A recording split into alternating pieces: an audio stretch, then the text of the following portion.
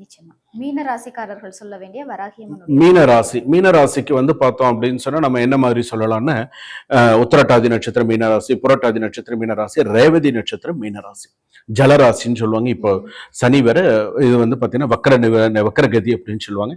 So அவங்க சொல்லும்பொழுது பாத்தீங்கன்னா ஓம் ஐம் ஸ்ரீம் ஹ்ரீம் க்ளீம் ஸ்ரீம் வாராகி சக்தி ஸ்வரூபிணி நமோ நமஹா. இதை மீனராசிக்காரர்கள் சொல்ல வேண்டிய மந்திரம்.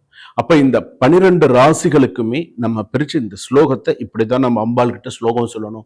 ஒரு கோவிலுக்கு போறோம், கோவிலில் போய் அம்பாளுக்கு முன்னாடி உட்காந்துருக்கோம், சன்னிதானத்துல உட்காந்துருக்கோம், நிறைய விஷயங்கள் நம்ம காதுல விடும், கெட்ட விஷயங்கள் காதுல விடும், ஏதோ பேசுவாங்க. ஆனா நம்ம அம்பாள் கிட்ட உட்காந்து ஆத்மார்த்தமா ஜபம் பண்ணும்போது கீழே ஏதாவது ஒரு திரையில ஏதாவது ஒன்று போட்டு, வெறும் திரையில உட்கார ஏதாவது ஒன்று போட்டு நம்ம உட்காந்து ஆத்மார்த்தமா அம்பாளை கையை எப்படி வச்சுட்டு அம்பாளுக்கு உட்காந்து நன்னா ஒரு வரி தான் இந்த மந்திரம், ரொம்ப பெருசெல்லாம் கிடையாது, ஒரு வரி தான்.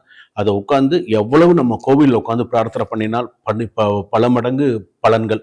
கோசாலையில் உட்காந்து பண்ணினா அவ்வளவு பலன்கள் கோசாலையில் உட்காந்து பண்ணும்பொழுது. அதே போல தர்பாப்பாயில் உட்காந்து பண்ணும்போது நிறைய பலன்கள். ஆசன பலகையில உட்காந்து அத்திக்கட்ட பலகைலாம் சொல்லுவாங்க. மாதிரி ஒவ்வொரு பலகைக்கும் ஒவ்வொரு விஷயம் உண்டு. ஆனா அதை நம்ம எப்படி சொல்லணும்? மந்திரலோப, தந்திரலோப, கிரியாலோப, நெயமலோப, ஸ்ரத்தாலோப, மனசார ஆத்மார்த்தமா.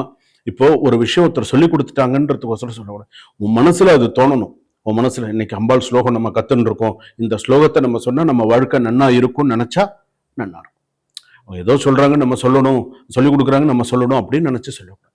அம்பாளுக்கு இந்த மந்திரம் சொன்னா நம்ம வாழ்க்கை மாறும், அந்த நம்பிக்கையோட நீ எந்த அளவுக்கு நீ சொல்றியோ அந்த அளவுக்கு உனக்கு நிறைய சக்சஸ்ஃபுல்லான ஒரு லைஃப்